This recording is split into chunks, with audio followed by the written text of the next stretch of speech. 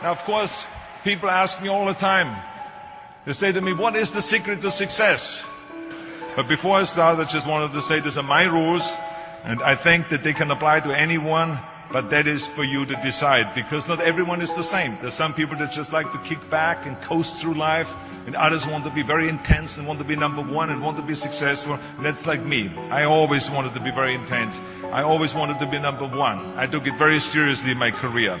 So this was the same when I started with bodybuilding. I didn't want to just be a bodybuilding champion. I wanted to be the best bodybuilder of all times. The same was in the movies. I didn't want to just be a movie star. I wanted to be a great movie star that's the highest paid movie star and have above the title billing. And so this intensity always paid off for me. This commitment always paid off for me. So here are some of the rules. The first rule is trust yourself. And what I mean by that is so many young people are getting so much advice from their parents and from the teachers and from everyone. But what is most important is that you have to dig deep down and ask yourselves, who do you want to be? Not what, but who. And I'm talking about not what your parents and teachers want you to be, but you. I'm talking about figuring out for yourselves what makes you happy, no matter how crazy it may sound to the people. I was lucky growing up because I did not have the television, or I didn't have telephones, I didn't have the TV, the computers and the iPods. And of course Twitter was then something that birds did outside the window. But I didn't have all the distractions and all this. I spent a lot of time by myself so I could figure out and listen to what is inside my heart and inside my head. And I recognized very quickly that inside my head and heart were a burning desire to leave my small village in Austria. Not that there was something wrong with us, Austria, it's a beautiful country, but I wanted to leave that little place and I wanted to be part of something big. The United States of America, a powerful nation, the place where dreams can come true. I knew when I come over here I can realize my dreams. And I decided that the best way for me to come to America was to become a bodybuilding champion, because I knew that was my ticket. The instant that I saw a magazine cover of my idol, Reg Park.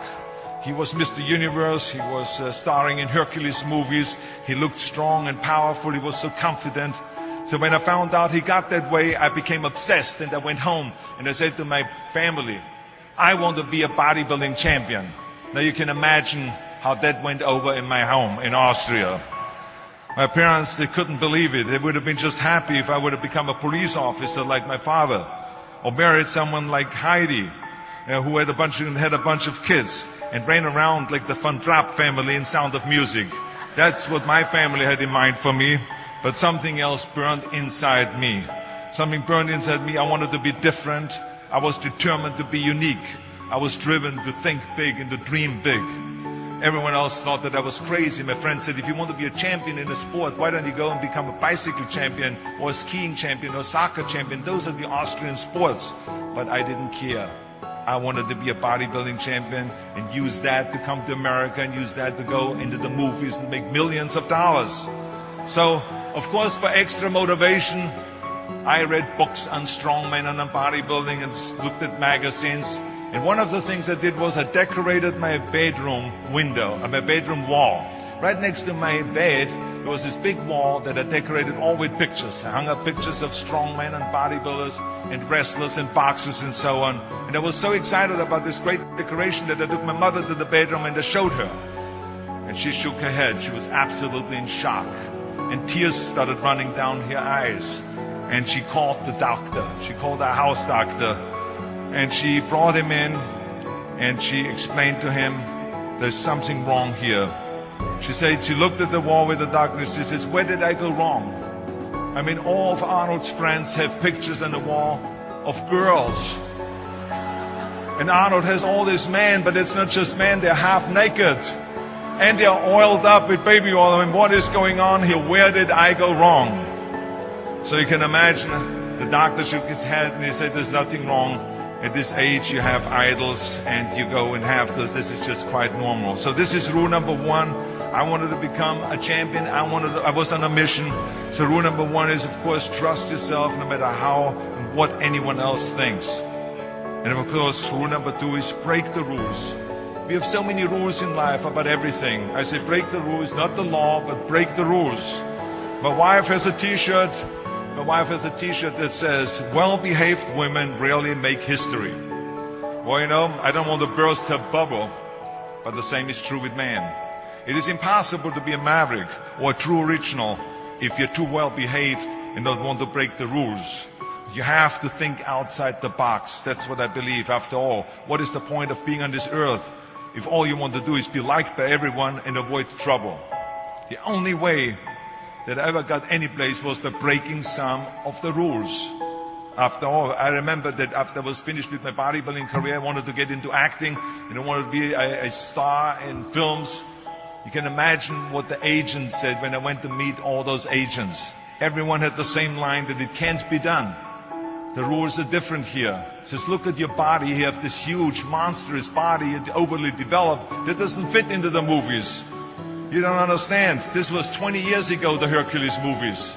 Now there's the little guys that are in. Dustin Hoffman, Woody Allen, Jack Nicholson, before he gained weight, of course, that is. But anyway, those are the guys that were in.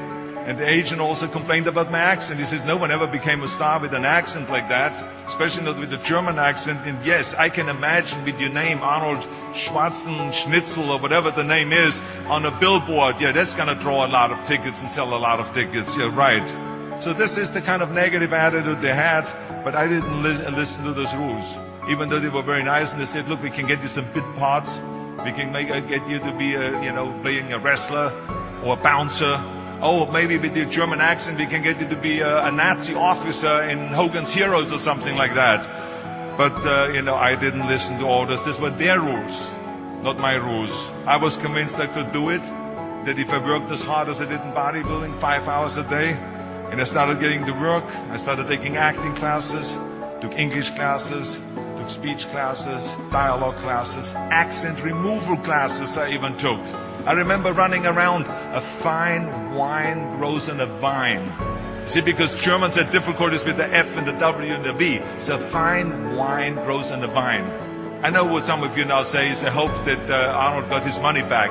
But let me tell you something. I had a good time doing those things and it really helped me. And finally I broke through. And I started getting the first parts in TV, Streets of San Francisco. Lucille Ball hired me. I made Pumping Iron, Stay Hungry, and then I got the big break in Conan the Barbarian. And there the director said, if we wouldn't have Schwarzenegger, we would have to build one. Now think about that. And then when I did Terminator, I'll be back. Became one of the most famous lines in a movie history, all because of my crazy accent. Now think about it, the things that the agent said will be totally a detriment and will be impossible for me to get a job, all of a sudden became an asset for me. All of those things, my accent, my body and everything. So it just shows you never listen that you can't do something. And you have to work your way up, of course, run for something else first. I mean, it was the same when I ran for governor. The same lines that you have to work your way up, it can't be done. And then, of course, I ran for governor, and the rest, of course, is history. They said you have to start with a small job as mayor, and then as assemblyman, and then as lieutenant governor, and then as governor. And they said, that's the way it works in a political career. I said, I'm not interested in a political career. I want to be a public servant. I want to fix California's problems and bring people together and bring the parties together. So, like I said, I decided to run. I didn't pay attention to the rules, and I made it, and the rest is history. Which of course brings me to rule number 3. Don't be afraid to fail. Anything I've ever attempted, I was always willing to fail. In the movie business, I remember that you pick scripts. Many times you think this is a winning script, but then of course you find out later when you do the movie that it didn't work, and the movie goes in the toilet. Now we have seen my movies, Red Sonja, Hercules in New York, Last Action Heroes, those movies went in the toilet. But that's okay, because at the same time I made movies like Terminator and Conan and True Lies and Predator and Twins that went through the roof. So you can't always win, but don't be afraid of making decisions. You can't be paralyzed by fear of failure, or you will never push yourself. You keep pushing because you believe in yourself and in your vision. And you know that it is the right thing to do, and success will come. So don't be afraid to fail. Which brings me to rule number 4, which is don't listen to the naysayers. I mean, how many times have you heard that you can't do this and you can't do that and it has never been done before? Just imagine if Bill Gates had quit when people said it can't be done. I hear this all the time. As a matter of fact, I love it when someone says that no one has ever done this before, because then when I do it, that means that I'm the first one that has done it. So pay no attention to the people that say it can't be done. I remember my mother-in-law, Eunice Kennedy Shriver, when she started Special Olympics in 1968, people said that it would not work. The experts, the doctors that specialized in mental disabilities and mental retardation said it can't be done. You can't bring people out of the institution. You can't make them participate in sports, in jumping, in swimming, and in running. They will hurt themselves. They will hurt each other. They will drown in the pool. Well, let me tell you something. Now, 40 years later, Special Olympics is one of the greatest organizations in 164 countries, dedicated to people with mental disabilities and with intellectual challenge. And she did not take no for an answer. And the same is when you look at Barack Obama. I mean, imagine if he would have listened. If he would have listened to the naysayers, he would have never run for president. People said it couldn't be done, that he couldn't get elected, that he couldn't beat Hillary Clinton, that he would never win the general election. But he followed his own heart. He didn't listen to the "you can't," and he changed the course of American history. So over and over you see that if I would have listened to the naysayers, I would still be in the Austrian Alps yodeling. I would never have come to America. I would have never met my wonderful wife, Maria Shriver. I would have never had the wonderful 4 kids. I would have never done Terminator, and I wouldn't be standing here in front of you today as governor of the greatest state of the greatest country in the world.